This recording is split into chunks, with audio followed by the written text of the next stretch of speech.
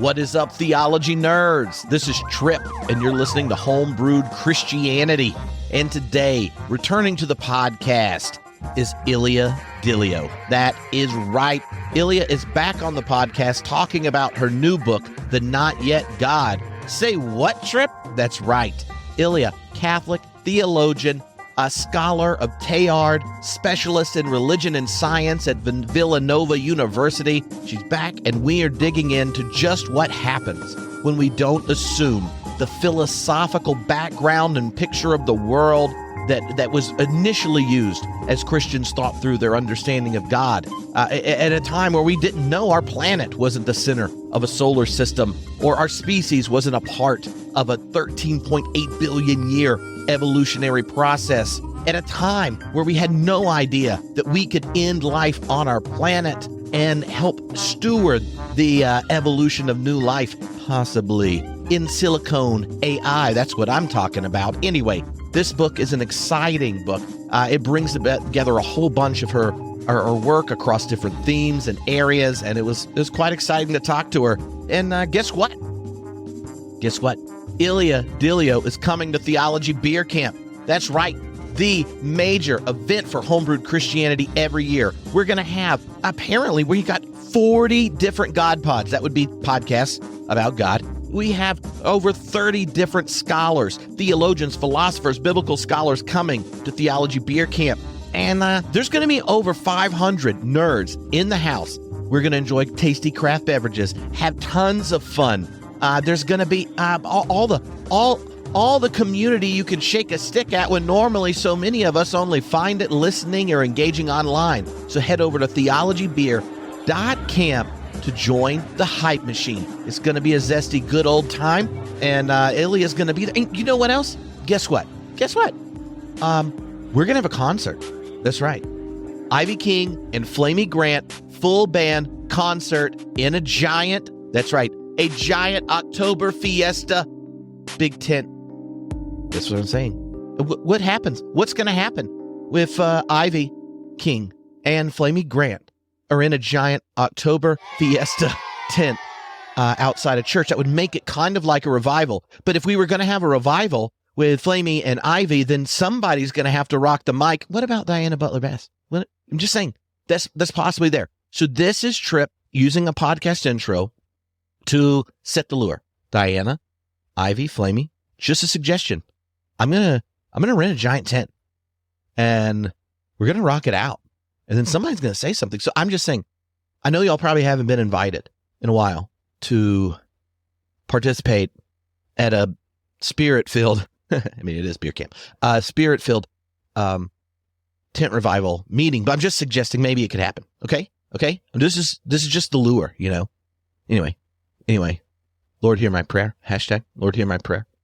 Every time I say hashtag, my son says, "You're such a millennial, Dad." And I was like, geez, I am. Anyway, the last thing I'm going to say, it's coming up in June. In June is the next Homebrewed Christianity class, an online class called Faith and Politics for the Rest of Us. You can sign up at faithandpolitics.net. And my friend, Diana Butler-Bass, you see, I think she might say yes to this tent revival, because we're going to be hanging out all June. And Tim Whitaker from the New Evangelicals, who's one of the God Pods coming to Beer Camp, we are doing a class looking at what? Faith and politics for the rest of us. Who's the us in the rest of us? The ones that kind of roll their eyes, get grossed out, freaked out, and feeling a little overwhelmed as we move into an election season with Christian nationalism dominating the public square. So we know what we're against. We know what grosses us out. We know we can't go there, but what? Well, what happens if that's your struggle?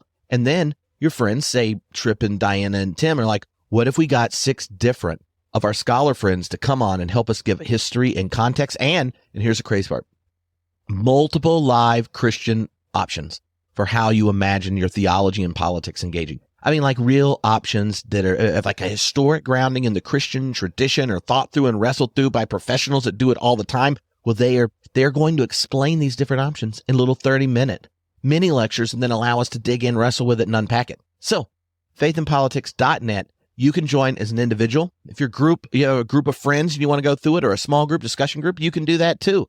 But head over to faithandpolitics.net for a good old time.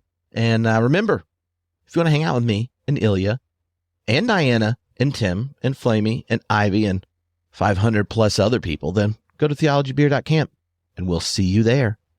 The ticket prices go up in June, so, smoochy boochies, friends. Hello, homebrewed Christianity listeners. This is Trip, and back on the podcast is Ilia Delio, who has a new book, The Not Yet God, and, it's a doozy. It's a good one. Teilhard, Jung, all the evolutionary cosmo hype machine going on, and really an invitation to a new center for religious belonging, experience, and such. So I'm totally excited to get to have you back on the podcast, Ilia. You were hinting at what was going on in the book last time we talked, and now I've been hanging out with you in my head, reading it, and here you are. Well, Trip, is always a delight to be with you. So I'm happy we can plow and plunge and examine the Not Yet God. So let's do it. Well, I'm also excited that you're going to come hang out at Beer Camp. Oh, I can't wait. I mean, when I think of Theology Beer Camp, one of the things you goes to your head is like, who are your favorite super nerd scholars who are also top-notch hangs when having adult beverages? Yes. And after Diana and Brian had us hang out together, and I realized when the theologian realizes that you spiked your own drink during the podcast and insists on sharing it, I'm like, she needs to come to Beer Camp. Yeah, I can slot a Coke and Jack Daniels or whatever anytime. Choice, by the way. Choice. Mm-hmm. Well, when thinking about this book, one of the things that made it so compelling, and the way you brought together Jung and Teilhard is, I think, the clarity in which you describe kind of the religious spiritual moment. You describe it both in the negative, in the sense of kind of a Cartesian dualism we're inheriting, kind of reductive materialist response, and you describe it in the positive, that there are these trajectories or habits in the wisdom traditions, and we're on the cusp of something new.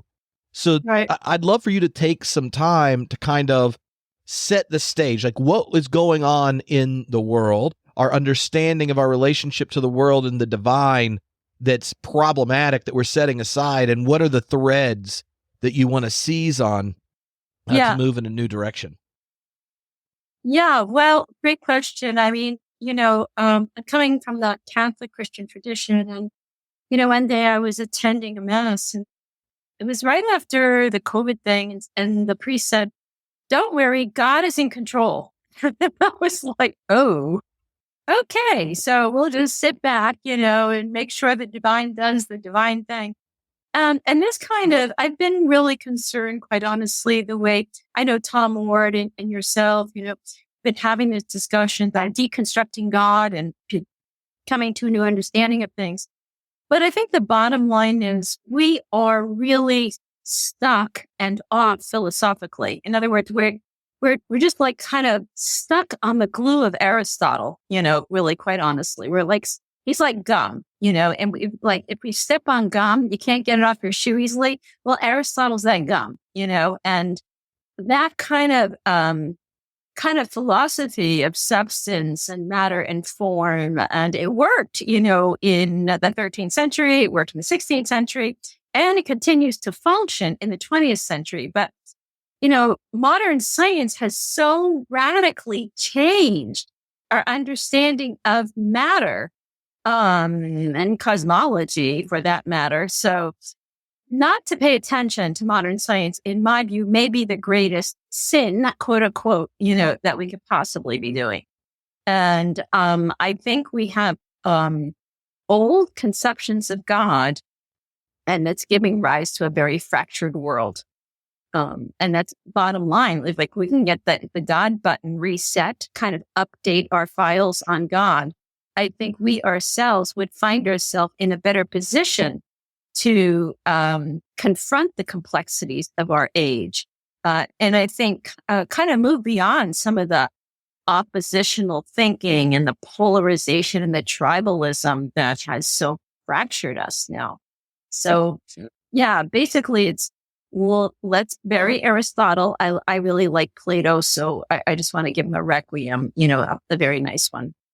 But let's awaken to modern science and allow that to inform our theological beliefs, right? So helping us shape those beliefs for the age we actually live in. Now, part of the way science informs it could even appear surprising for those whose relationship to science, in scare quotes, is kind of just the metaphysical assumptions that are connected to the popular version of science. And one of the things you do in the book is kind of use science to challenge some of the common assumptions in kind of scientism. Yes. In the book, there's a number of dualisms and such you dwell on. Can you kind of help us see how the science is really inviting us into a different picture of the world? And in this text, we're looking at the relationship of matter and spirit, right, and such than maybe one could assume if you just think scientifically. Yes. So, if we just take the two sort of main pillars of 20th century science, which would be evolution and quantum physics, as scientism, Darwin sort of was a believer, from that in the beginning, and then, going through and then realizing that there are mechanisms in nature that can explain the variety of species and how things adapt, how species adapt. Less and less was seen a need for a creator, so God became sort of obsolete there. And that's the kind of thing with scientism. It's like, science is going to explain or ultimate meaning, give us ultimate values. And of course it can't, because it's provisional knowledge. I mean, any good scientist, I think a decent scientist, would recognize that, yes, it's empirical. Yes, it's subjective insofar as that every objective piece of data is formed by a subject of interpretation. So I don't want to overplay objectivity in science, because I think that has been actually a fallacy, a misplaced concreteness in its own way. And so I think science, on the negative side, it can't answer our questions of finality and totality and absoluteness, or what we're oriented to in the final long run. On the other hand, it has opened windows we never thought existed at all. So one would be not only change in nature, but the fact that we humans are emerging out of a long process of biological life as it, moves through these mechanisms of selection, genetic selection now, and adaptation, and the way personhood begins to form, which is really kind of remarkable. I think it certainly impels theologians and philosophers to reconceive the human person now within the context of complexified relationships in a way we've never done. I mean, again, I think we still have sort of a classical Boethian notion. We are bodies with minds and souls, done. Like, incommunicable substances of rational nature. What does that mean in now a type of life that's unfolding for about 3.7 billion years here on Earth, that we emerge from these small molecules to bacteria, from prokaryotic to eukaryotic.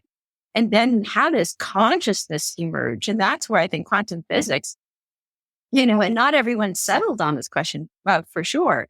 But, Teilhard de Chardin, the Jesuit scientist that I have been following and using, really thought there was a mental dimension to materiality. There's a mindful quality. And, the notion of panpsychism, as we know, is being renewed today by people like Philip Goff and philosopher Galen Strawson and others. And I find it really fascinating because it makes a lot more sense. And so one thing about science, like theology, it should be coherent, with our experience of things, and not incoherent, and not just some random, like esoteric explanation. And so I do think panpsychism, I think evolution, and the fact that we are still emerging, that we are not just in evolution, we are evolution now on the new level of thought or self-reflective consciousness.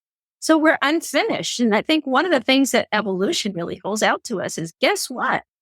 You're not done and over and fallen and fragile. You're unfinished. You're incomplete. So, slow down and, just kind of, engage in the creative processes of life, like what you can be or might be in the future. And I think that's so much more hopeful, quite honestly. So I do think science is really a breath of fresh air. And this is why I don't understand why we hang on to old philosophies, quite honestly, because I think science is really opening up new avenues and new ways to think about things, unprecedented in human history. Mm-hmm. Yeah, I think part of the hesitation for people in religious traditions to really evolve their metaphysics and theology and such is that for a certain number of people, it's the conclusions that justify the enactment, that certain conclusions carry with it an authority which justifies the experience of participating in the tradition. And so to rethink something that you notice has been rethought quite a few times ever since humans started working with symbols, and has been rethought through a multiplicity of times in different communities historically and religious traditions. But like the moment you do intentional, deliberate reframing, that you're at a point where there needs to be a paradigm shift, there you have now located the content of one's theology into history in a radical way. If part of its authority was it exists outside of time and history, and you're in the arc of salvation or whatnot, right? And so that like evolution side of looking at the story of spirit in humanity in its diversity, I think is a real important element to describe and bring to the fore, so that people in religious traditions and communities can put some distance between the descriptive account they give theologically of their encounter with the divine within the tradition and the finality of their particular conditioned human account. Once the gap's there, but the spirit's present nonetheless, I feel like we have more permission to do better with our divining poetics of sorts. Yeah, that's interesting, Chip. I like that. And I think the thing is, you use language of symbol and story. The thing is, we have, I do feel at a very fundamental level, I think there's this hesitancy to shift the narrative, to change the, to update the symbol, because we have been so ingrained in thinking a certain way. In other words, the human brain has been wired and conditioned to think about God, irrespective of everything else, that for us to change those circuits almost seems like a tsunami, like an anthropological tsunami. And then if we die in the next moment, God is going to judge us like you messed up everything. And, the eternal fire awaits us. And, we have a lot of fear. That's maybe one of the things. And I think, engaging theology in this way, in a new creative way, trying to shift the paradigm so that religion becomes a co-partnering source of knowing, meaning and values and God and God's self. It comes at a time we're a very fragile species right now. But the fact is, these things work together. We're very fragile because we have no meta-narrative. We have no overarching story. We're now a very large, global, complexified planet of people, and we don't know what to do with the diversity of, people, the diversity of religions, the diversity of values. We don't know how to make sense of these things together. And I think this is the part of the problem from my view, and you asked in the beginning why I wrote this book, is, in the past, we know religion played a significant role in the shaping of community. And it gave people a sense of purpose, a sense of belonging together, even in the ancient tribes of spiritualities. And today we've lost that. Now, I think social media has tribalized us further because, we go on to the apps that we find are kin to, like I'm into centering prayer or yoga or stargazing or UFOs. And so we have just this like myriad number of spiritualities and individual pathways. And this is actually it's kind of devolving us, we're thinning out. And so what I'm trying to do is get to a fundamental understanding of how can science give us a fundamental understanding of the ground of what we are, what is the ground itself of our beingness, that we name as God, and how can we come to a new sense of not only wholeness in our own lives, but belonging to a whole. So I'm really interested in not just a philosophical, theological reconstruction, but how do we build a new narrative? And I know we share this understanding. Like, what's the new? What's the story that binds us together? And is it possible to really find such a story in this now very complexified planet? Mm-hmm. Yeah. There's been in the last 50 years a ton of work on the emergence of religion and early humans. Yes. You think of like Robin Dunbar's big research project that he worked on, or like Robert Bella's big book, and all those kinds of things. And I find that kind of emergence of religion story really helpful for reflecting on the invitation to something new, because most of us that grow up in a religious tradition have like our preferential option for axial age expression of the correct biblical theological version that we grew up in, right? And part of what they describe is that, like, before we even had language, we had spiritual technologies of music and rhythm. And how did we learn to cooperate and have shared values with people once we got over 140 people?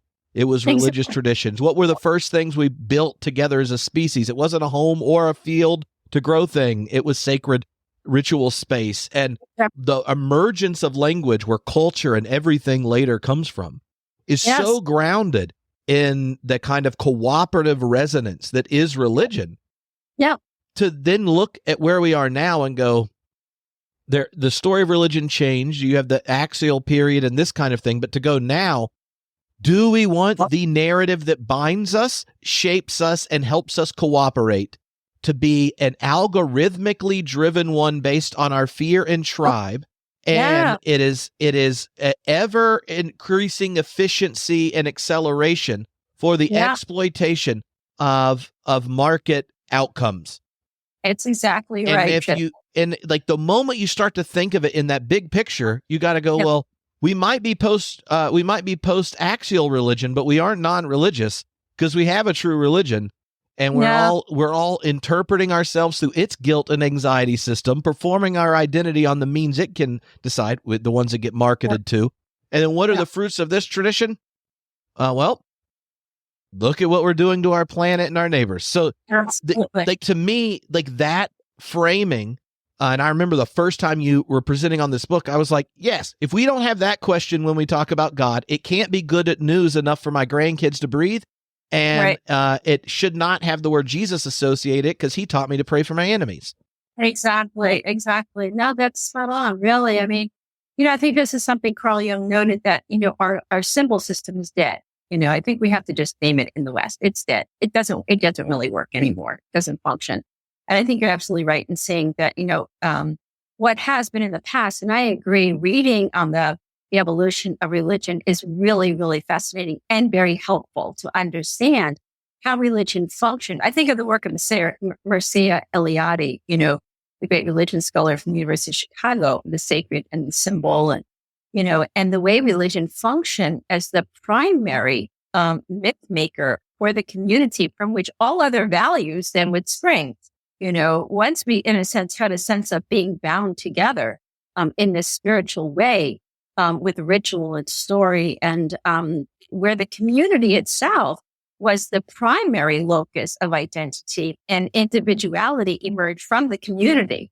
Now it's just the opposite. It's just like, here I am, my little wandering individual self. I think I'll go find a community to fit me. It's like totally backwards and why it's not really working too well. So, number one, how to, is it possible to reclaim religion as that deep sacred myth in a way that, can function like it did in the past as a community, like as a community builder where, and I don't think it's negated or precluded by the fact that we're much larger and more complexity than ever before, really. But I do think we have to at least set that as a goal. And I think, my hermeneutic of wholeness is kind of moving in that direction. And then second, I think absolutely right. The way algorithms have, kind of dictated, what our religious landscape is or the religious matrix of things. And unfortunately, our digital footprint now has just overpowered everything. I mean, we're so digitized. We're so algorithmically formed. I think we've lost consciousness of the locus of identity or the seat of our own consciousness, that we've kind of sold ourselves out, to technology in a way that's unhelpful. I'm not against technology by any means. I actually love it, but we have not wisely entered into the very stuff we're creating that's allowing us to transcend ourselves. So religion has become more and more fractured. It is a source of violence, in some places. And for some, it's been personally violent, which is why they, ditched religion to go into whatever helps them feel healed and whole. So I kind of get that. But there is a value to religion. So I think the kind of total secularization or, like the materialistic or the scientism stuff, I don't want to totally, there are people who live in this world who are completely happy, they're happy just being good people. But, I think what I, want to do in my own way is to say, guess what? You're actually living a type of religious life, believe it or not, even though you may not want to name it as such. So reconceiving God in a way that allows this breath of life, that's life itself, to not be so closed in. We have so boxed in God. Christians, I don't know. I guess the monotheistic religions, we've defined God. We lock God into theological, very narrow categories, and then we defend these categories to the nth degree against one another. And I'm like, this is ridiculous. And it's so, please, this is where everyone should go to theology beer camp, by the way, and chill out and have a beer. And we're so lost sight of things. This is my, and go back to the book.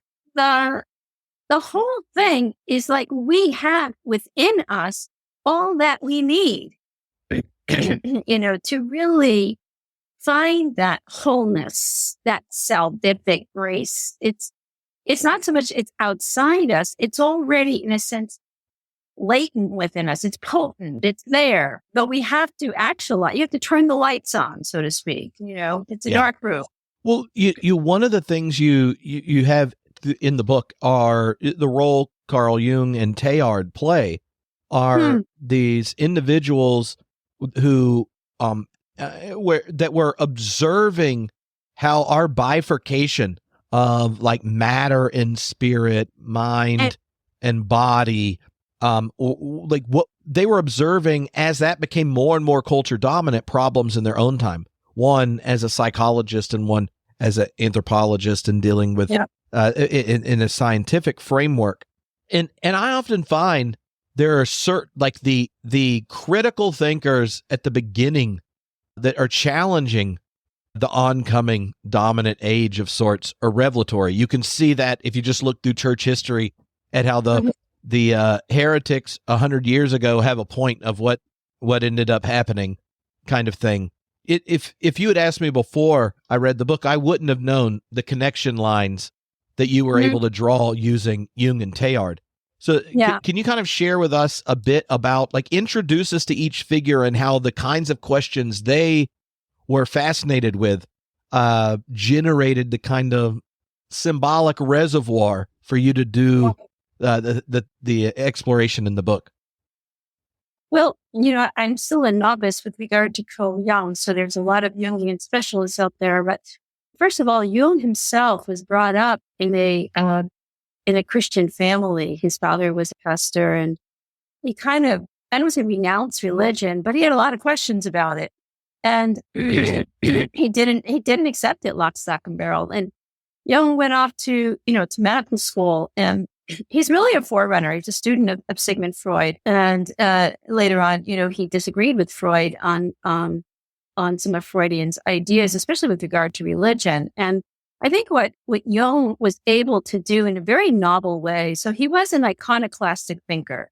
He could, stand outside, the mainstream of religion and begin to question it. And yet, he was deeply religious because he read that Bible really, really carefully. That's what's so interesting about Jung. I mean, it's really clear that he thought long and hard about, the New Testament in particular and what Jesus was about. But, he combined that inner faith he had with his explorations of the human mind. And he began to map out these levels of consciousness, which really have been, I don't think we have given sufficient attention to the way psychology and neuroscience have really impacted our understanding of not just the human self, but what we are, even in our religious dimension. So Jung's notion of the psyche, the collective unconscious, the way that the ego, can be, in a sense, is self-isolated or kind of separated from these deeper levels of consciousness, giving rise to this fact that many people are living on this kind of lower level, of a self-isolated ego. And it's kind of maintained by external law or authority or obedience, which has been governed a lot of church life, just here's what the pastor says or what the father says or what Rove says. And, you do it, you obey and you'll be saved idea. And Jung's like, that's not it at all, and he's saying that religion, first of all, is a natural dimension of human existence. And Teilhard said the same thing. And that's the first thing, that they agree on. Religion is not some kind of external, heavenly, divine grace that's, bestowed on those who just wake up to God. It's actually the depth dimension of what biological life is about. So religion is a natural phenomenon. Second is he's saying that, to put it in Jung's kind of quippy way, the many gods become one God, the one God becomes human, and the human is to become God.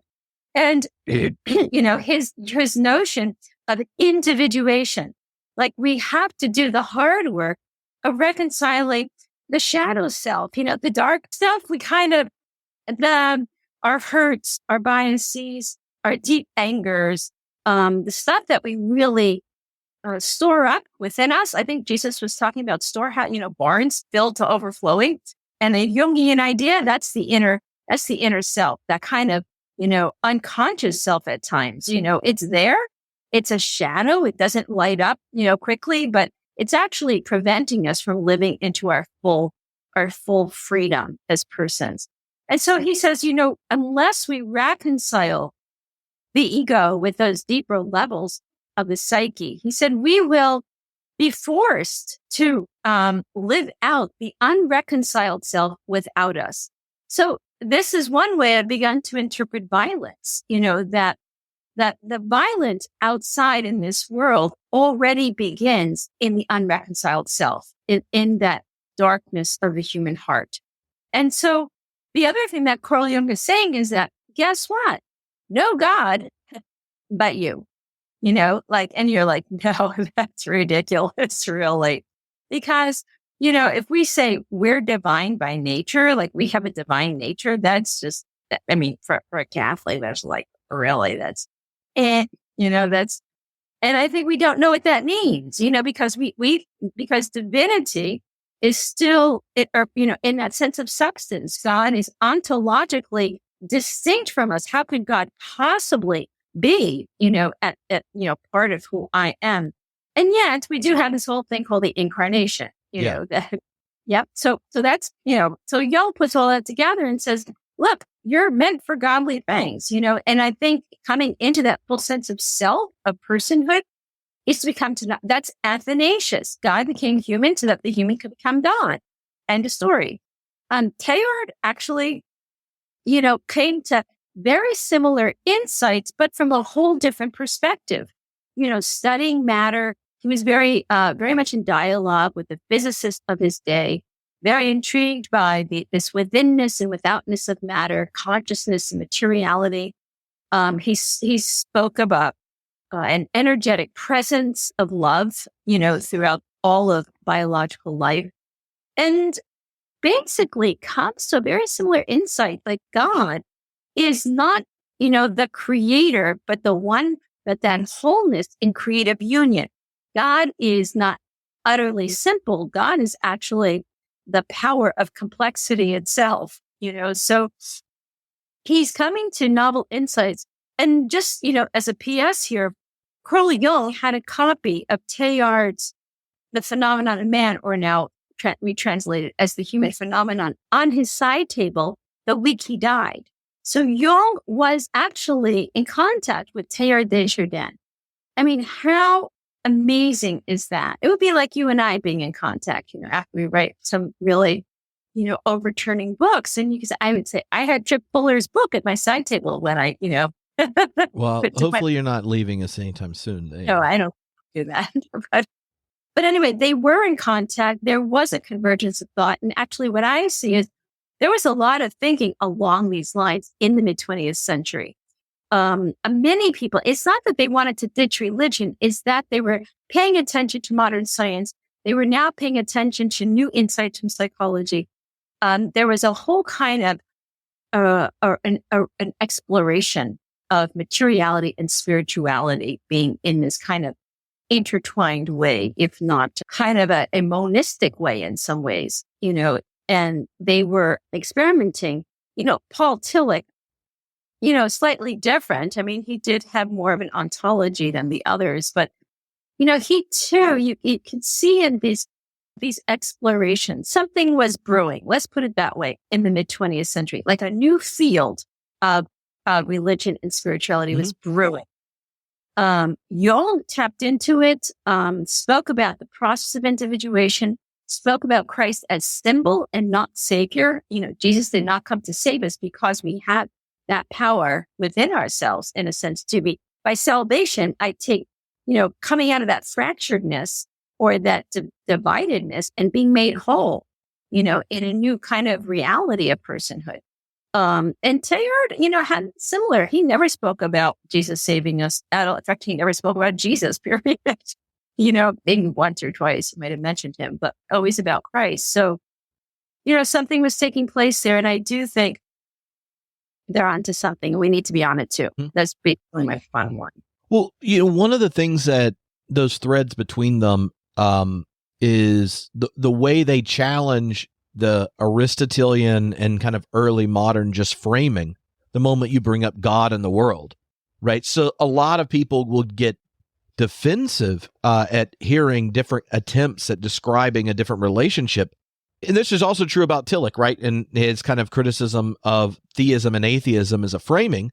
Like, part of it is, if we use the word God and are aware of what's going on in the world, the idea that we frame it as a giant gap between the two is like, it's like getting the wrong pieces out to play chess. You can't play the game. And there's a problem with supernaturalism in that it requires something super for the divide between the divine and the created to meet. And that both Jung, Tillich, Teilhard, process tradition stuff raised that question, but also like people like David Bentley Hart that are much more, orthodox in the big N, little o, do. And that's because it's not that metaphysical distinction is not the gospel, and it's not needed, right? And I think that's one of the reasons these figures that start to intuit something different are energizing, and how these connections start to get played out is because do we need to ordain a particular metaphysic that has problems when it gets when it goes to engaging our scientific accounts of the world in order to have anything meaningful connected to the word God.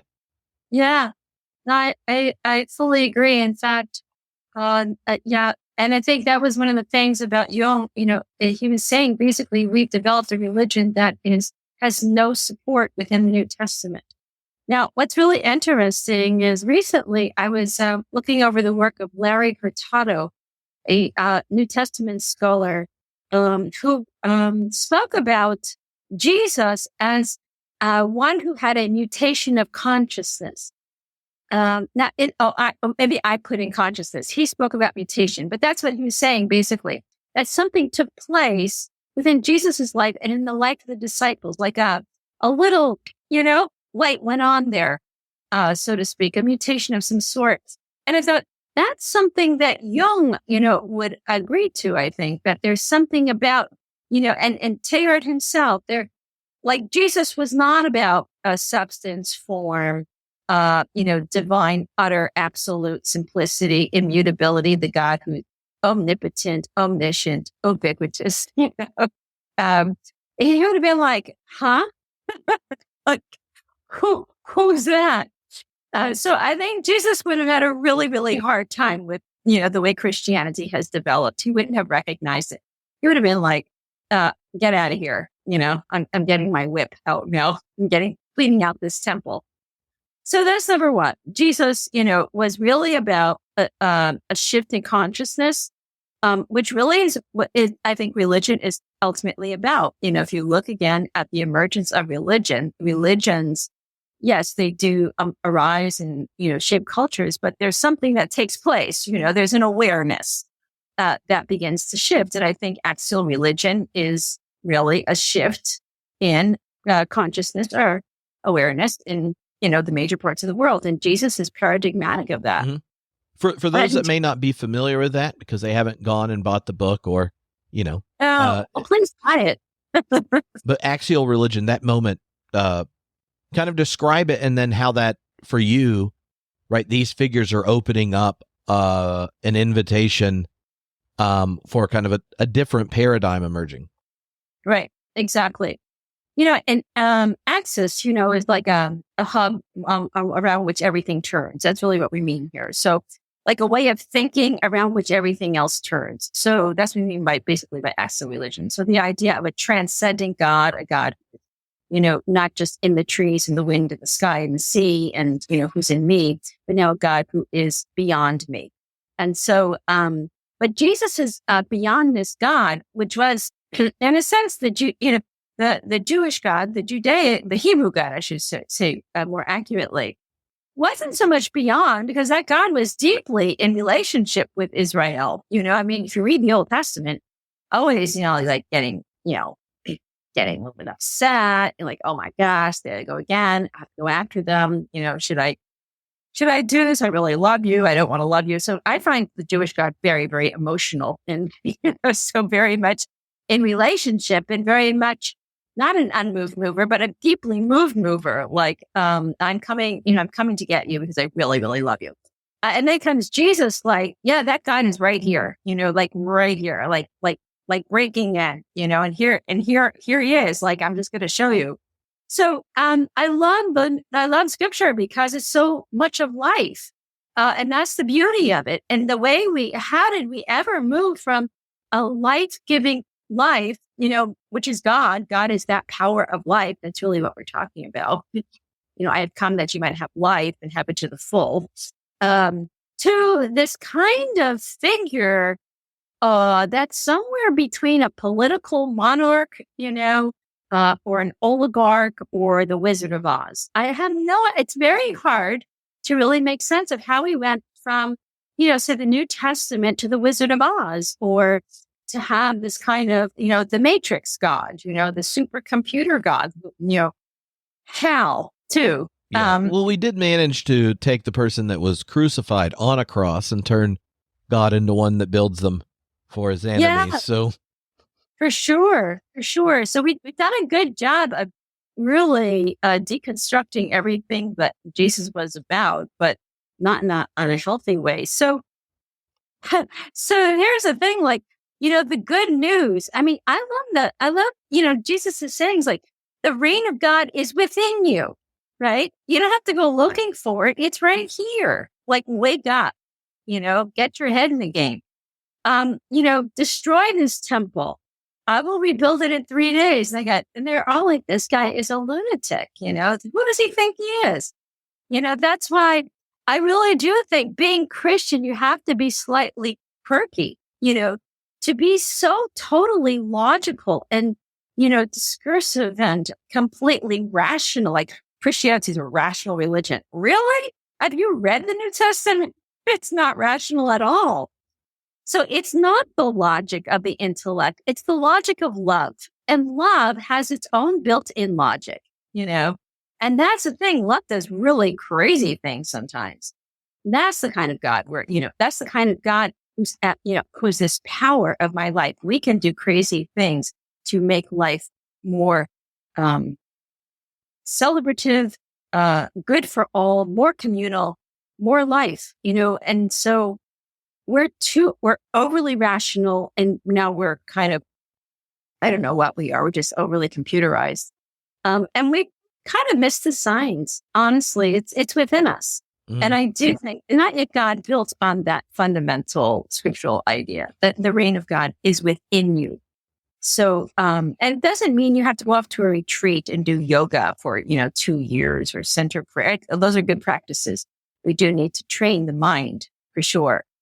But, we're always looking outside ourselves. Like we don't even trust ourselves. It's like we're empty within and we have to be filled from without. And I think Jesus is not like you have it within and then you fill with the without from within, so. And Teilhard had the same notion, the within, without, and Jung had the same notions of within, without. So that's, there's the key to the whole thing. It's like we're living in the wrong direction, basically. Yeah.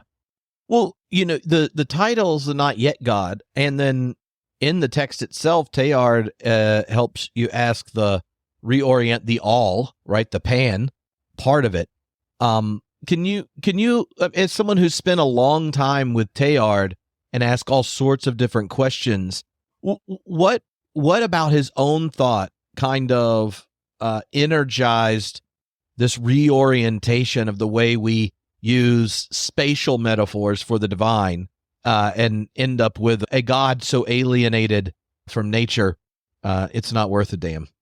Yeah.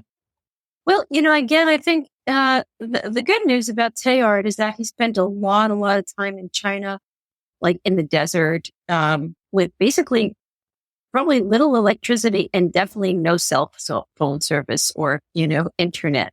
So he had a lot of time to really think deeply about the things of faith and the things of science. And second, he was very attentive to how biological evolution was taking place, this kind of slow working through different processes.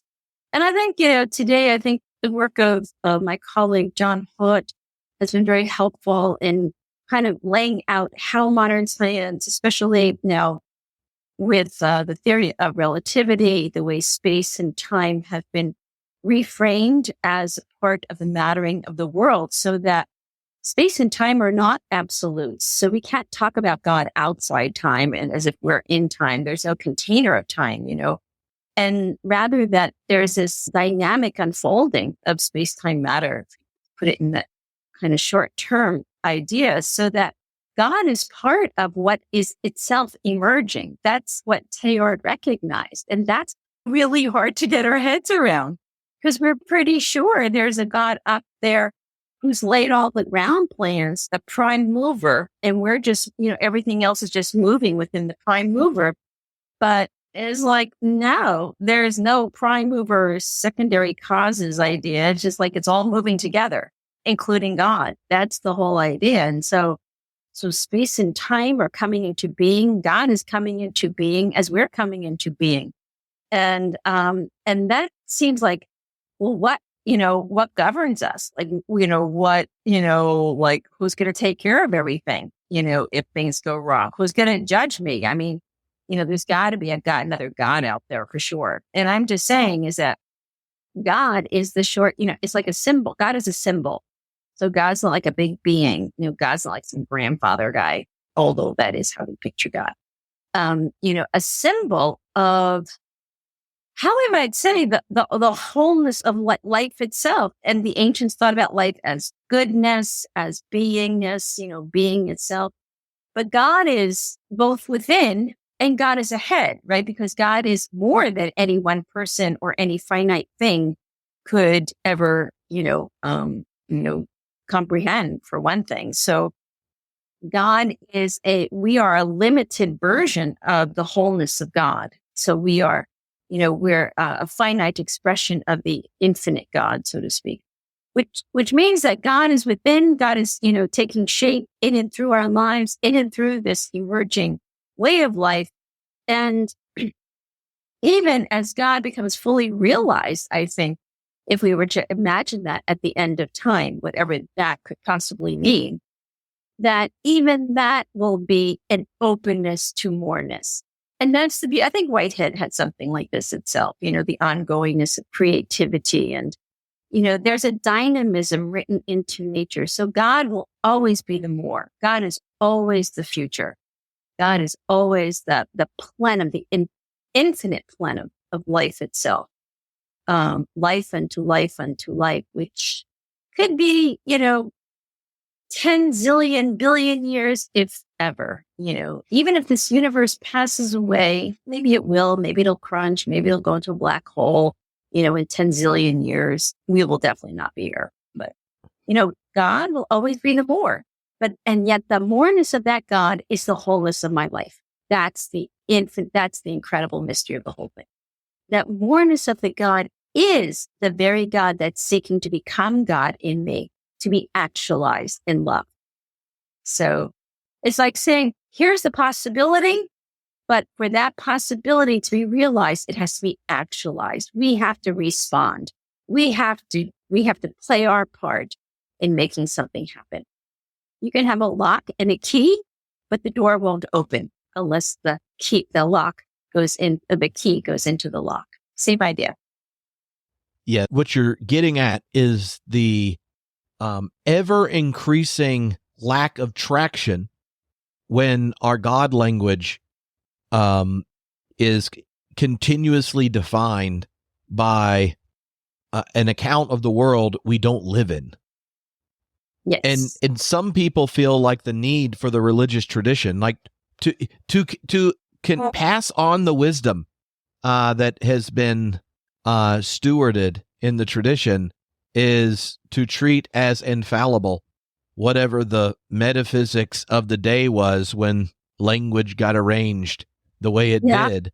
And part of recognizing the living and life-giving God's presence in the whole story of existence is like that's the starting point in this new paradigm for understanding religious traditions again, is that God was always already getting itself done in those traditions.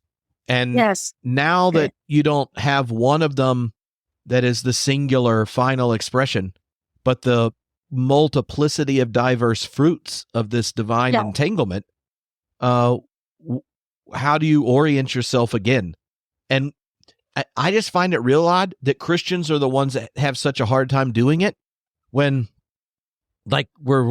the story of Jesus seems like rather helpful for doing so, right? Like it's one of those things where you go, everyone that wrote in the New Testament, they were all Jewish, and so was Jesus. And we've already figured out how, like, within a very few years, to even tell the historical Jesus who was like, don't change the vowel signs on the Hebrew Bible at all, or you're wrong. Then, like, his own disciples were like, well, the Holy Ghost has touched the Gentiles without getting snipped, so I guess we should evolve. So, like, we've even canonized, like, being faithful to the Spirit, doing new things as what real fidelity is, even though homeboy originally in the flesh on the Sermon on the Mount's like, don't even change the vowel signs. I guess in the canon. And then he's like, you'll do greater things than me in the Gospel of John.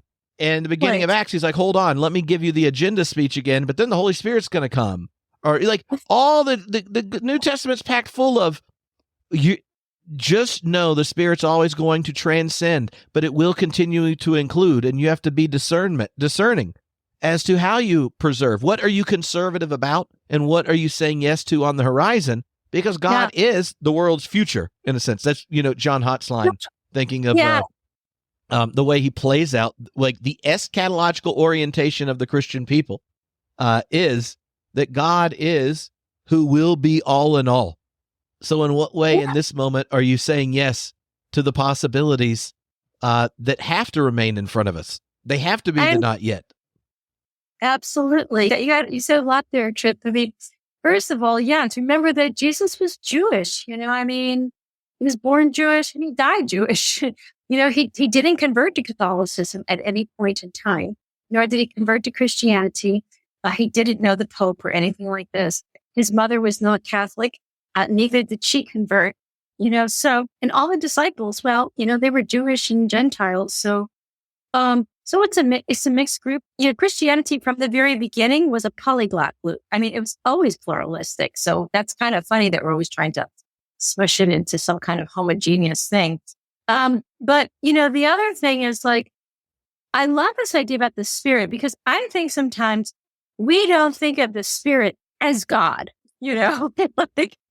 like the Spirit is something like a wind, a breath, something that flows from the Father and the Son.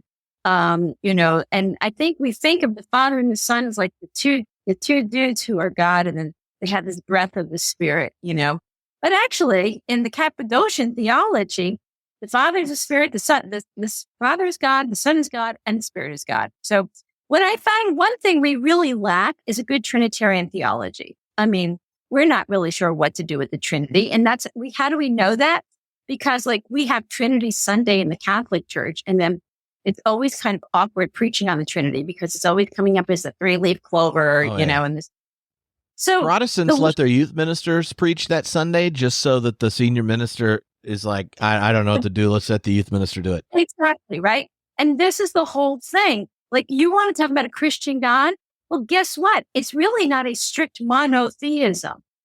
Although we have done a lot of theologizing, it's really kind of a tri-monotheism, right? And so we're like, well, what's that? And that is the whole thing. You can't talk about, like, Thomas Aquinas wanted like the one God and then, the three God. And it's like, really? Is God one or three? What is that? And then we have 1 and 3, 3 and 1, 2 natures, 1 person, 3 persons, 1 nature. So, it gets all kind of iffy-wiffy, but I think the whole thing about Christianity is not about God. It's about person. That's the whole beauty of it. It's like Jesus shows up in a radically new way, a radical new consciousness of God, where the Jewish God is now sort of like, well, guess what? In a person, and it's a personal experience. So that personalization of God is kind of the basis of the fact that it's no longer just one God, but a personal God is now kind of plural. A person has a source, a person has an expression as person, and a person has kind of an energetic presence. We're kind of, in terms of quantum, reality, we're particles and waves. There's a particle aspect and there's a wave aspect, and the field itself is God, maybe what we call the Father. So I think we have a very loosey-goosey, if not just kind of off the track understanding of Trinity. And why do I say this? Because he brought up the Spirit. And I think, if we understand that it's God, like the Trinity may not be just 3 men at a tea party or this, closed community that wakes up and decides to have a creation, like, hey, what's happening today? Oh, I think we'll make a creation. Great idea, Oh, no, they messed it up. Well, you'll have to go and fix it. Okay, Dad, So I don't think it's that at all. I think it's in more of the Hegelian idea of a dialectic between infinite source, and finite expression. That there's this infinite fecund fullness of life, and there's always a particular expression of that life, and that kind of that dialectic or tension between the infinite and the finite is always a working out of the Spirit. And therefore, God, the Spirit, is always, I think the Trinity is the very symbol of God's openness to becoming something new. Mm-hmm. Maybe that's what we're saying. I think I write about that, Yeah. in Trinitization. And that's the whole point. It's like, there's no God substance up there and we're here.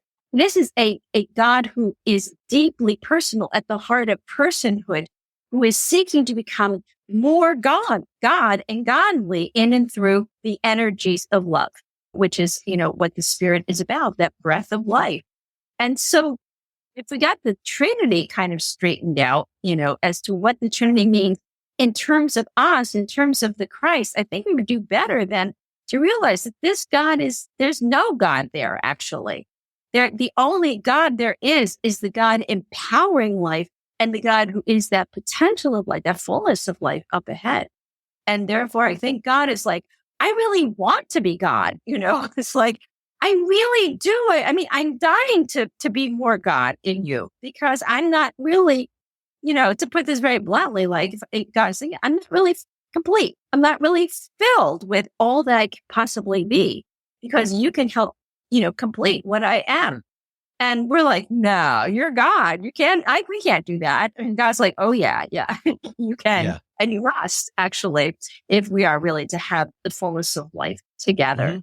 Mm-hmm. And I think that mystery is the Christ, very simply, You mentioned kind of the different way the Trinity gets expounded in the East is different than the West, and kind of went to the way Aristotle ends up shaping Aquinas's laying out of God, where there's like, before you get to anything particularly Christian, you get like a monotheism and this kind of thing.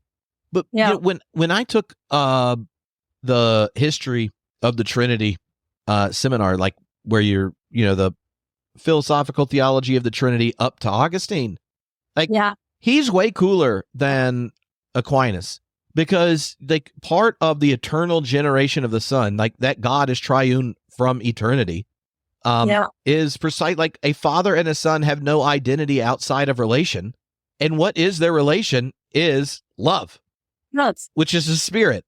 And to be made in the image of God, and to be made from the goodness of the triune God, is to like Christ, the eternal Son, be the object of divine love, and the reciprocal sharer of divine love.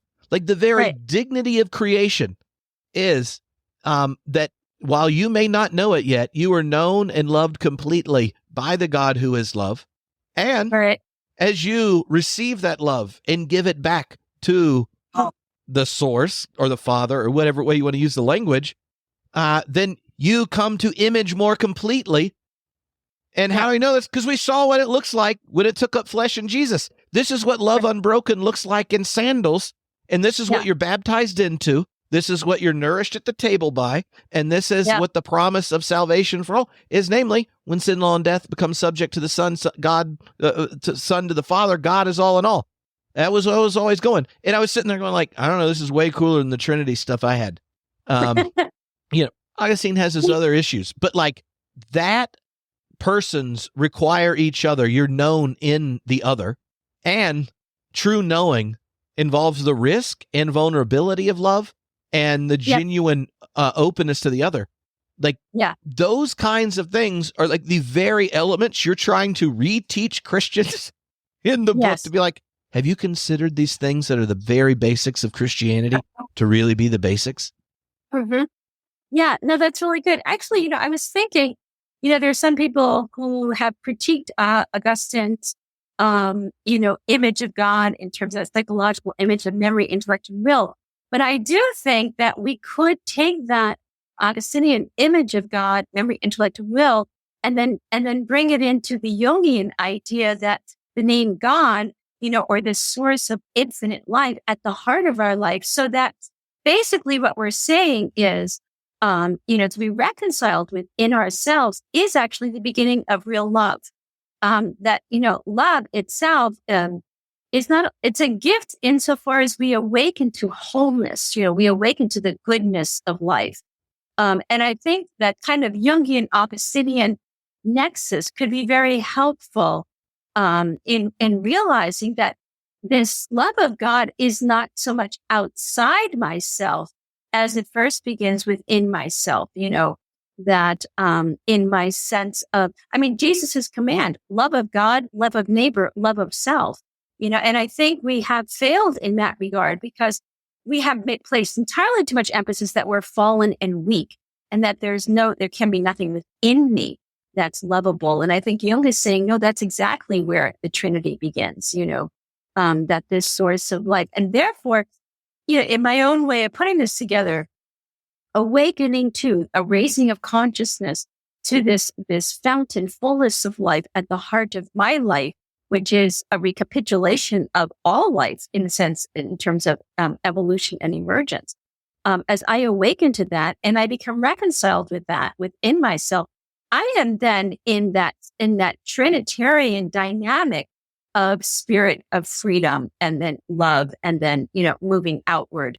And that's the whole thing, that love of God within myself does set us free to go beyond ourselves.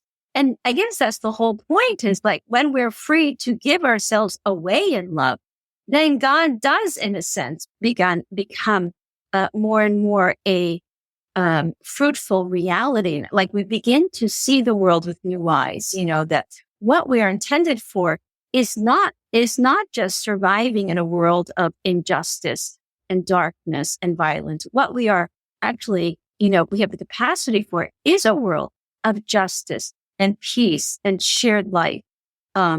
It's already, and that's what, that the importance about doing this kind of maybe novel theological work for our own time is that the gospel still has immense value, for one thing.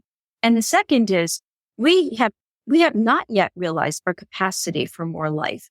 And I think right now with our ecological crises, we owe it to younger generations to do everything we can to bring back a credible God, a God who is life itself, that we are here for life. We are intended to be part of that life, divine life project. And that for us means to build up love in the world, both personally, communally, and globally. Mm-hmm. When I was, you briefly talk about Pannenberg in the book, but early on, mid-career, he get deeply engaged in ecumenical dialogue with very conservative German Catholics, and his theology got a little less radical. But early on in his book, Theology and the Kingdom of God, he has this section that's very similar to what you're describing, where in one of these lines that just kind of burned in my head, he says, there's a true but limited sense in which God does not yet exist. Mm-hmm. And he does this after describing what would it mean for us to think that Jesus' picture of the already and not yet, the coming, the arrival but not yet fulfillment of the kingdom of God, that's the theological nexus from which you think. And it means, in some sense, that until history and the web of life, that its relations correspond to how God is in God's self-love, then God does not yet exist, because God's always on the horizon, but it's not to be on the horizon in the abstract or the distanced or or this kind of thing. It's on the horizon to become material, to become enacted, and that so often we frame ourselves towards the past, that then the breakthrough, or as I think we'd prefer, the rupturous emergence that is the Christ, then gets isolated, and then it gets abstracted from the very ongoing flow of the Spirit that we're tangled up in. And so that eschatological orientation, he says, for theology is like there's a real but limited sense in which God does not yet exist, because the web of life and relations don't actually materialize the desire and love of God, which is like basically the Lord's Prayer, right? Yeah. on earth as it is in heaven. God's got heaven completely under control. Exactly. Another way to say this is like, we can have everyone running to church, but if we do not have, you might say, a living relationship with the living God, it's a basically atheistic world. In other words, you may have religion in name or in talk, but for God to be fully actualized is what really makes this world a spiritually charged world where religion now functions as that core, that depth dimension of love that now begins to bind us together in a new way. So I think, I love that about Pannenberg, by the way. I'm going to have to check that out a little bit more. I think I came across that at some point. But your insight just reminded me two other things. Like one is that the Trinity is not just a symbol. We have translated into a symbol that has become irrelevant. Karl Rahner once said, if we dispense with the Trinity tomorrow, it would make no iota of a difference to the way Christians practice, their monotheistic faith. Michael Heim said if Rome decided that they added a fourth person to the Trinity, we'd have to call a meeting on how to remake the sign of the cross. So it's a basically irrelevant doctrine. And the thing is, it's actually symbolizing, I think, the openness of God to becoming God in us. That's the whole idea of it. The Trinity is what is the basis of incarnation. It's the whole point that God is self-communicative, that God is love and seeks to share that love, not only within God's self, but the perfection of that love is outside God's self. And that's the whole thing when we talk about the not yet God. It's like God is not fully complete because the perfection of love is not within God, but the perfection of love. And I think that's what the incarnation's about, that, God's desire to share love to the full has to go beyond oneself. God's not narcissistic, basically. God's not just wrapped up in God's self. And we're not just like add-ons. Like, what a lovely idea. I think I'll just share my love with you, but actually you make no difference to me whatsoever. And I'm like, how can that possibly be love? Which I think Whitehead said something similar. Like, this has got to be a real relationship. And I think God is about real relationships. I don't think God is about internal relationships and external relationships. I think that's kind of contrived, quite honestly. So I do think we need to get the Trinity back on track. And then we have to realize now in an unfinished universe where evolution is ongoing, where we're part of that ongoing evolution, that we are now part of what the Trinity is becoming. So Teilhard used the term Trinitization. It's a process of this pluralistic God, this God who's manifest as source, as expression, as word of life, who's dynamically engaged here in our lives. So we're caught up in this God. We're not just add-ons. We're not tech-ons. And getting our heads around that's going to take some time. We need new symbols, basically. We need new stories. We need new art, and we need new music. One of the places in the book where I just started giggling, which is sometimes a problem and sometimes it's revelatory to me. But you do this bit, like earlier you talked about the hard problem of consciousness as a way of getting at we all have the experience of being a thinking subject, and I luckily projected at least on my friends that you too have your own interiority. But where in the world do you get consciousness from? Is it a figment, or do you have like a miracle where it shows up when, I guess, in the third trimester when we get endowed with an immortal soul, or or this kind of thing, or is it always already entailed in mattering? Our preferential option, but like that the hard problem. Right, is precisely hard because what you mean by matter and what you mean by mind are necessarily opposed. Right, like that's why it's a hard problem, because our definitions just don't work, and it creates a predicament whose solution is ancient and can be recapitulated in a new way under scientific consciousness. But then you do the same thing towards the end, and you as the hard problem of God, and I just started. It was late. I may have had bourbon. But I just start giggling and thinking of how many like professional philosophers of science I rolled my eyes at when you talk about consciousness. They either spend all this time explaining in a way that it's not real, or they're like, because we know we have one, we got to reinvent dualism. And I'm like, come on, we can do a little better than this. And now it started making me feel the exact same way as when you read certain theologians that go like, we have a problem. Our God talk and stuff doesn't have traction with the world we live in. And now our solution is, and you just looking at the solution like, this is the best you can come up with? Like, if you read the Bible, there's like way cooler stuff in here than you're working with. Like, why haven't we thought about this? And then you're like, but if you just like, don't just look at the results of individual science experiments, but look at the growing depth and web of relations that scientific world's giving, like, there's probably traction to be made. Or you start, why are you still only using language and symbols that are part of your tradition, and they have to be exegeted and interpreted with your conclusions in the 16th century as its final goal, when you have neighbors that live beautiful lives inspired by multiple religious traditions they never even got to hang out before, right? Like, you start having these things, and that hard God problem, anyway, you can see why I was so amused by it.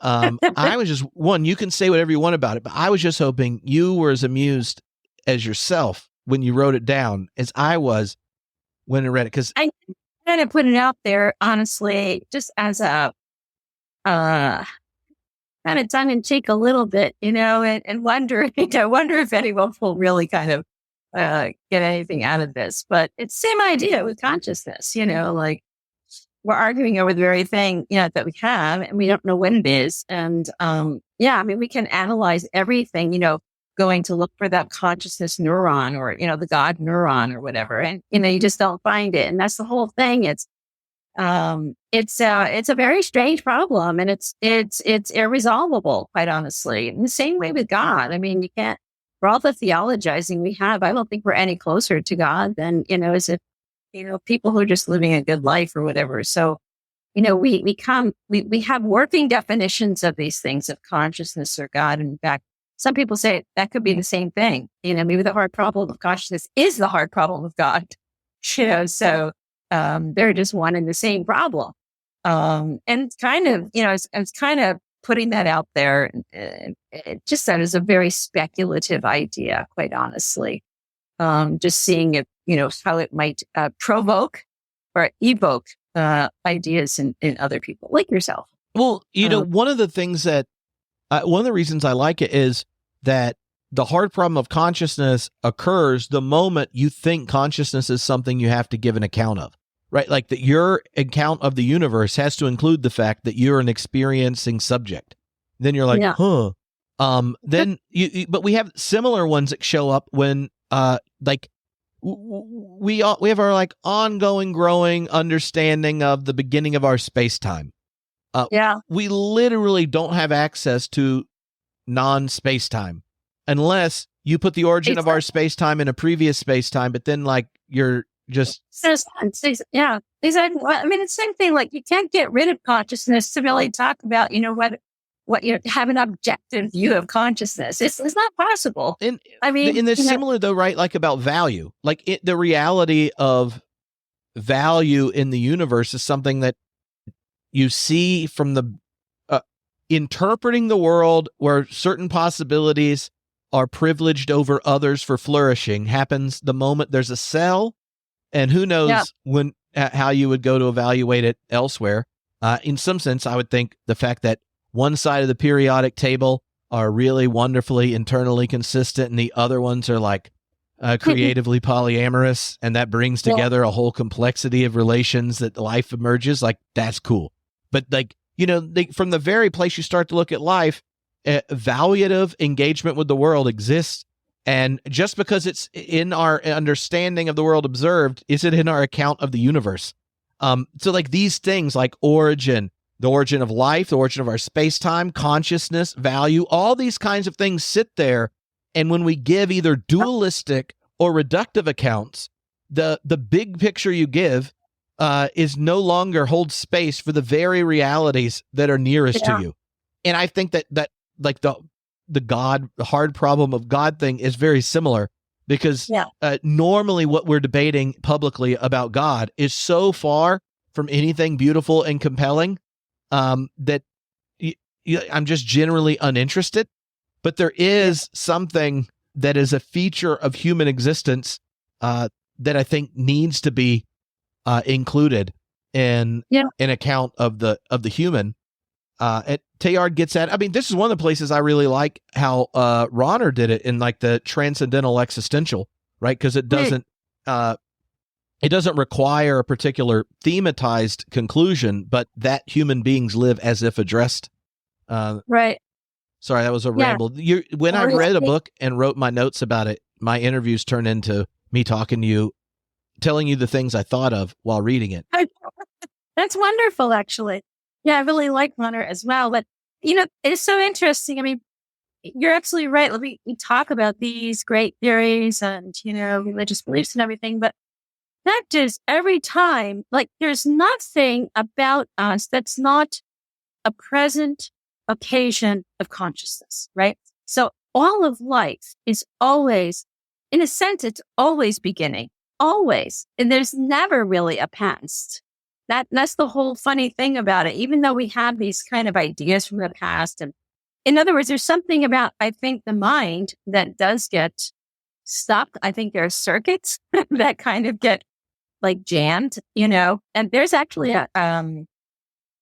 I once had a book called The Captive Mind, how, the mind can captivate certain ideas and create neural circuits in such a way that the brain is kind of locked into them, and it's sort of hard to get out of them. I think that's what you're talking about. But the fact is, we're always present. Consciousness is always present. It's never past, in the same way that God is always present, never past.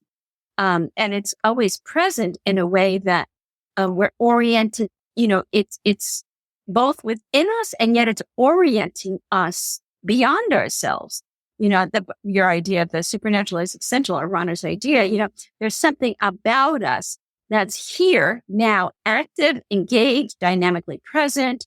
And yet that same presence is impelling us to go beyond, never past. And that's the funny thing. Being locked in the past is the most artificial existence possible. We're probably the only species on Earth that is governed by the past, by remembrance of the past. I mean, I can't imagine the trees outside or the flowers, or like the little earthworms going, do you remember what happened, 200 years ago?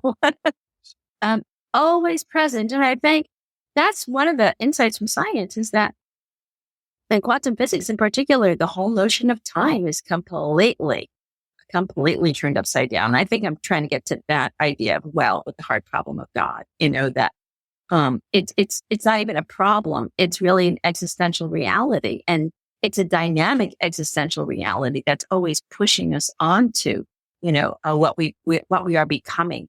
So I do really agree in the Heideggerian sense, becoming, as we're constantly being thrown forward, so to speak, into something new, into future. And that's really exciting, if we could bring everything else, together with that, like then be Jesus and love and, all the good stuff we learned about. Okay. So, one other topic that's tangentially related, but we had a lot of fun talking about it in person. How does the challenge you're describing and the dynamism of the divine in our becoming, like, how does that help you frame the conversations taking place around humanity's relationship with technology and technology remaking humanity, AI, that kind of thing? Plus, Teilhard's kind of vision anticipates a kind of, the global brain connection space and such. Go wherever you want with that. I looked at the rise of computer technology. So I would take Alan Turing as the kind of the beginner here. I'm going to take him as a starting point, insofar as we've always had machines that can calculate numbers and stuff like that. But, a machine that can think like a human. So I think that Turing test is a good starting point. And therefore, I am very, very interested in the historical contextualization of the Turing test. In other words, this came on the heels of, two, major world war, Korean War, a lot of violence, the Holocaust, the Jewish Holocaust, the Ukrainian Holocaust. I mean, the vast destruction. And then, of course, Turing himself being gay, criminally gay, to be public about it would have been really a criminal, being charged as a criminal. And therefore, I think humanity was at wit's end. I mean, we had really unraveled by mid-20th century. And, there is something deep within us that refuses existential death. We're killing one another, but we will not die as a species. And so I do think that Turing test as, first of all, an experiment. Can a machine think like a human? That was really, but, my question is, where does that emerge from? Like, what compelled him? And I think Turing himself was up against a brick wall. I'm gay, I'm going to be killed, and is this the best we can do? So there's something there that shifts. It's a mutation of consciousness, quite honestly, another mutation. And I think it sets up something. So one way I describe artificial intelligence, why has it become the number one evolver of humanity, changing us at an exponential rate, according to Ray Kurzweil? I think technology replaced the heavens. It's a new cosmology, basically. Where, for the medieval person, they would go into the wider cosmos and look at the heavens and the stars, and there was a sense of awe and wonder and imagination. And now, since modern science named the stars, it's mapped galaxies, it can tell you the distance. Every time we measure something, we collapse the mystery out of it. And we need a place of the infinite. We need the place for the infinite, for the possibilities. So we're back to Plato's worlds, basically. We need the place of ideal forms. And I think the internet, the cyberspace, is the new place of ideal forms. It's like the collective unconscious writ large, written into the language of computer code. And it is infinite. I can go online. I can find an avatar. I can be another person. I can, go to dark webs, to my real deep, dark self and live that one out, right? Yeah, don't worry. There's really nothing there. But, anything is your possible. Pelagius fantasies. Yeah, exactly. And that is so much more attractive than going to an institutional church, and being told by Father, what to believe, and Jesus comes to save us. And it's sort of and it's definitely more attractive than sitting by a tree, and hugging a tree because we want to be ecologically sensitive. So there's something about cyberspace that has basically overtaken all our other attractions. And, as some transhumanists say, it's kind of replaced religion itself. It's like transhumanism is, in a sense, it fulfills the New Testament promises. Salvation will save ourselves. Immortality, brain downloading, cryonics, pharmaceuticals, who needs to worry about the death barrier anymore? And therefore, there is something within us that deeply longs to go beyond us, and technology saying, we're here for you, but we've created it. So there's something with us. And that's one of the reasons, I keep writing in terms of the Not Yet God. There's something with us that is unreconciled. And we are deeply, deeply searching for that reconciliation of self, like what we can become.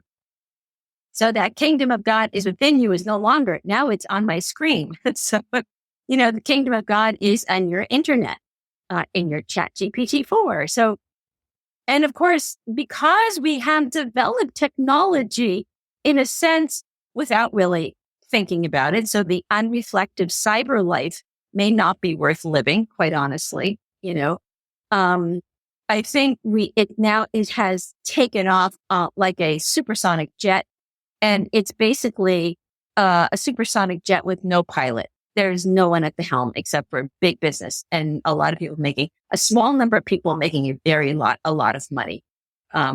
Chips. I mean, the chip industry has skyrocketed through the roof. Super chips, quantum computing, robotics, brain downloading, you name it, biohacking, implantable software. It's all here. We are not prepared for the world that we ourselves have said yes to. And religion is worried, like, whether or not we're really being, like, if I go back to Catholic theology, like, are we really being faithful to Thomas or not? And I'm like, seriously? Are you kidding? I can't believe it. What's fascinating to me is any effort to understand Aquinas, you would meet a creative genius who found a compelling account of the world from Muslim scholars that he thought the faith he inherited, it brought with it an encounter of the divine, but it needed to reorient the way it gives an account of everything else in light of the best account of knowledge he'd ever thought through. And he does that. And then the people that made him the theologian were like, well, now that we've got that done with, we don't ever have to ask these questions again. It's like the least Thomist thing to do is like what Thomas refused to do was recapitulate the interpretation of Lombard's sentences he was handed. And he would have been very involved, by the way, in artificial intelligence discussion. I think he would have been very, very engaged in these sciences today. That's exactly what he did in his own time. But the fact is, we have marginalized science. If I hear this one more time, technology is just a tool that I use. No, it isn't. It's actually part of who you are now. So we have exoskeletal cells. You take a cell phone away or a computer away from your teenage person, I guarantee you they will have a complete breakdown, that we don't do well. And even if some say, oh, well, my kids don't, they don't want. But it's not even that. It's that it's the whole culture. It doesn't matter if you have a cell phone or not. It's that if you go to the grocery store, if you go to the bank, pretty soon education will be completely computerized as well. So we're just not prepared for the world that we are actually have given, our condone, has said, yes, okay, do it, please. Teilhard thought, this could really be helpful. It really could build up the body of Christ, actually. But we would need other things going on. One is to, in a sense, understand our part in theogenesis, or the, birthing of God within, kind of that not yet God. We would have to then, incorporate values of community, unity, building towards a world of love and charity. And then he would ask, is technology helping us do those things? That's our question. If not, then we shouldn't do it. Then we need to slow down and recenter, recalculate, to use the computer language or your GPS language. Our GPS is completely off, basically.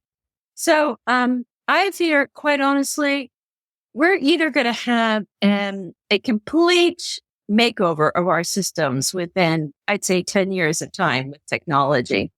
Or, we're going to have some crazy person in some remote part of the world, some 16-year-old hacker, with a little computer, who's going to, create a complete global shutdown because they were able to log in and change the code. And honestly, the government has no handle on this. We have no ethics. We have no public policies that really regulate anything. It's a runaway show. So we are at the whim of Google and Microsoft and NVIDIA and everyone else. So, well, at least Google's motto used to be "Do no evil." Yeah, I'm not sure what it is now, but it's like, well, they got rid of that. So there is Google. There's Google Church. There's Google Prayers. There's I don't know if you ever came across that, but it's really.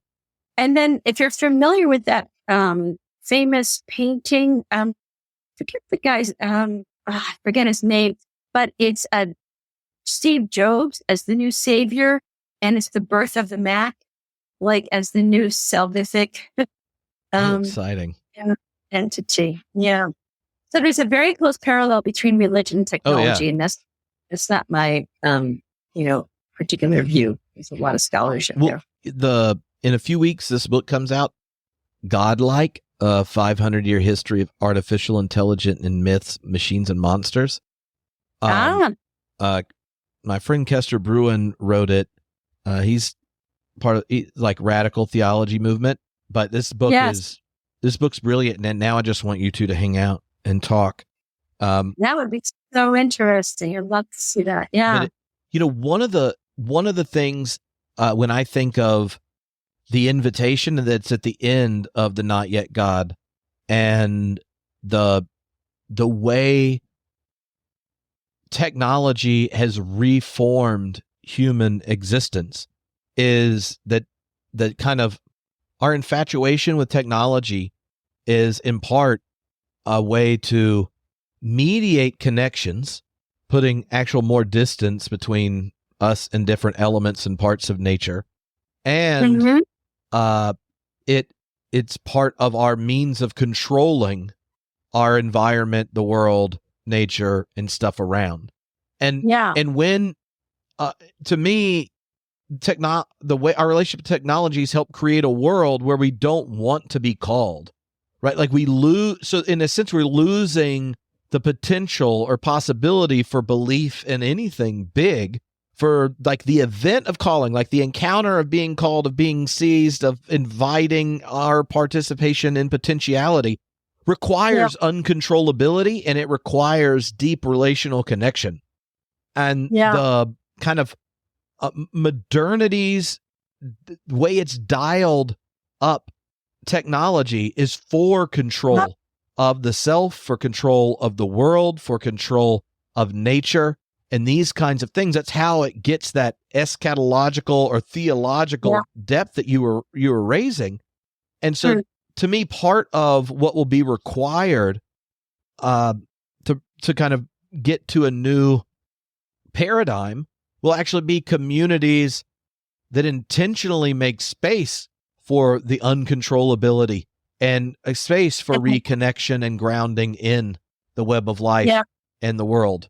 Because those are the very things that our technologically addicted society once managed out of existence.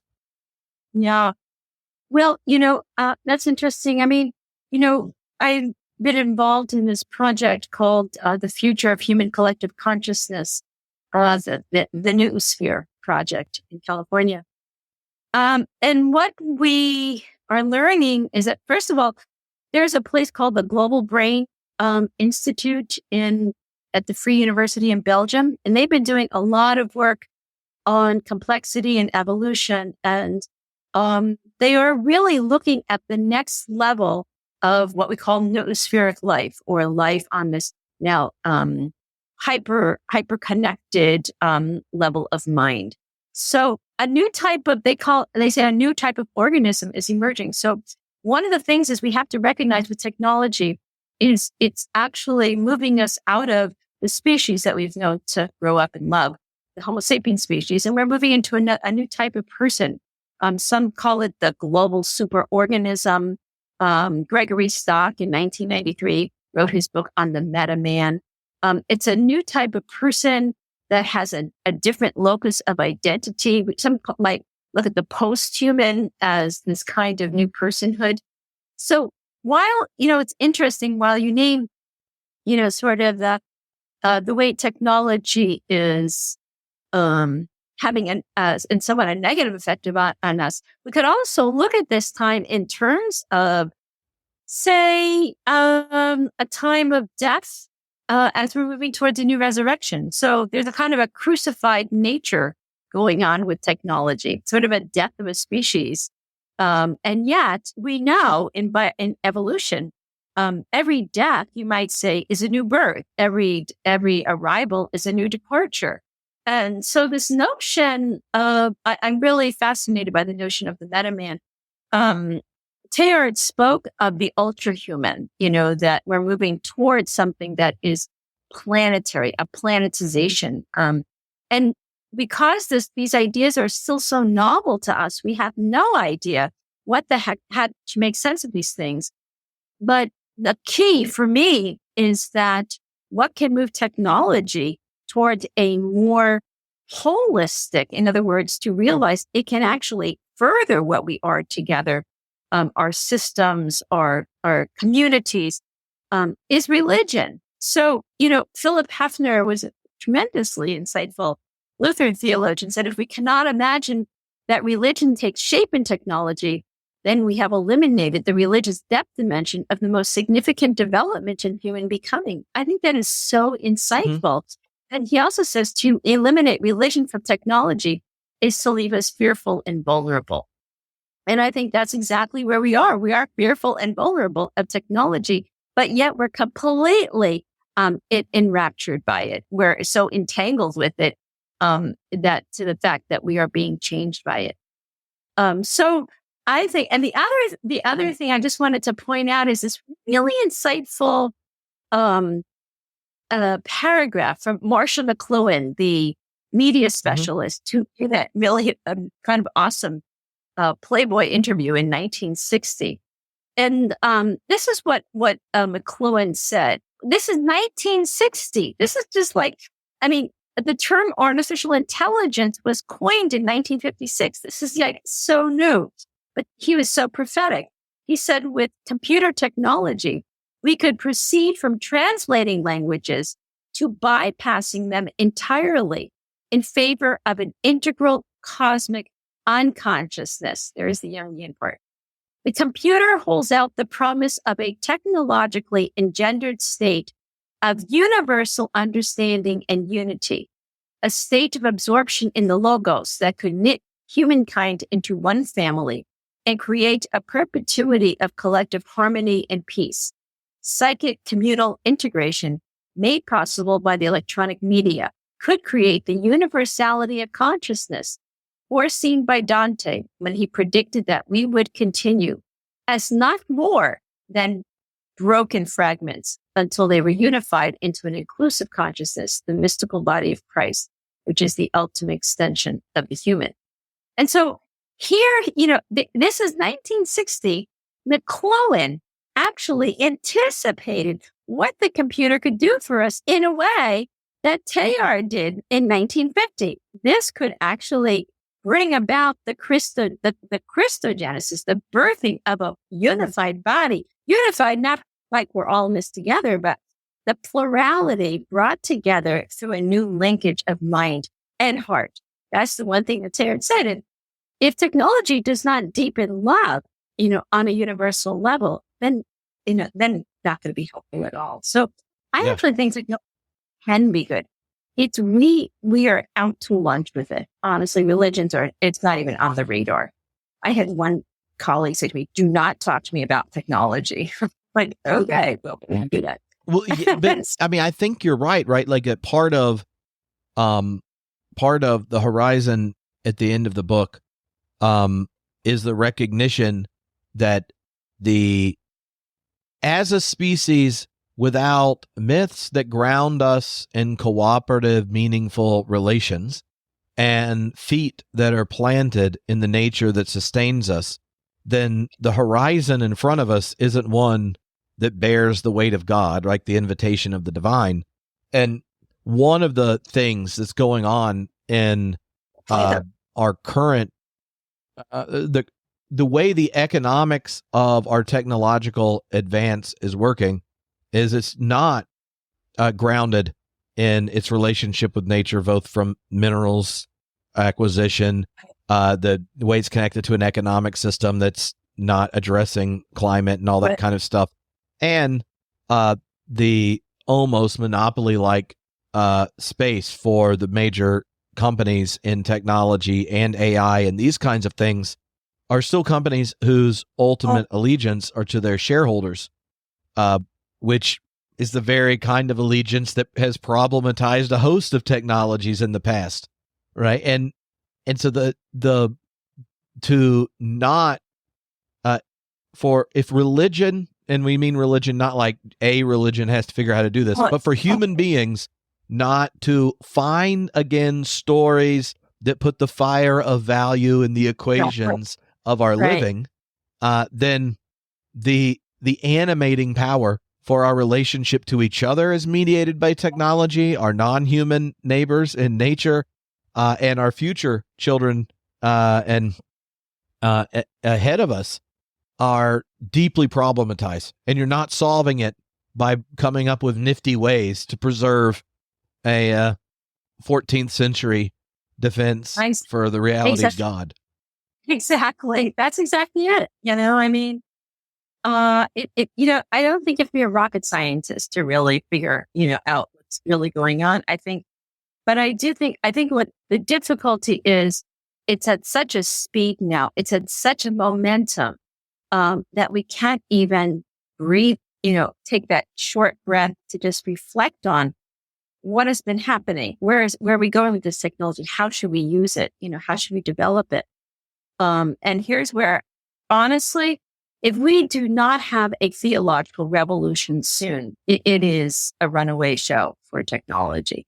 I do think that religions are way entirely too passive.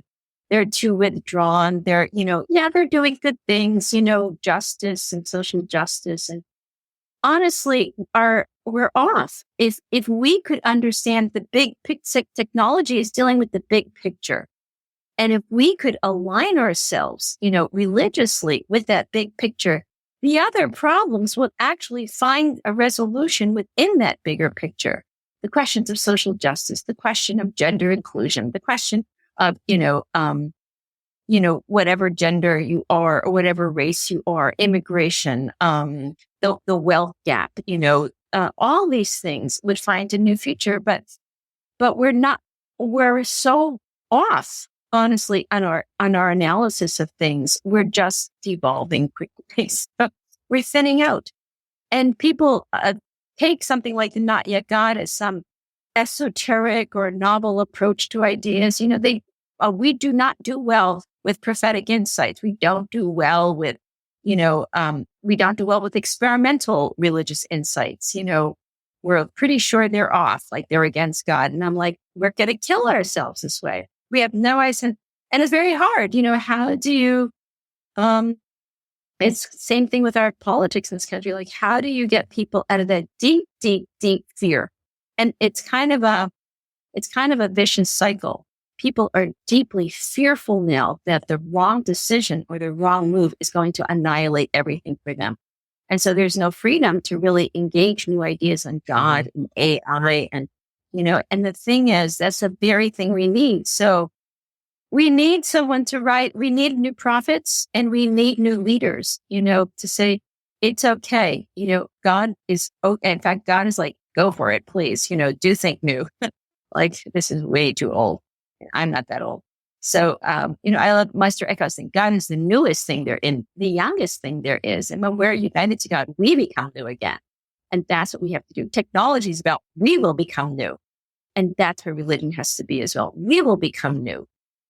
Here on this earth, like here on this earth, here on this planet with the 7 continents that are shifting now with global warming. And we have to wake up. Honestly, we're a species that has been so asleep and locked in. We have I don't want to use the word autism, or I don't want to offend anyone, but there's kind of a brain, there's a global brain syndrome that's sort of locked into itself.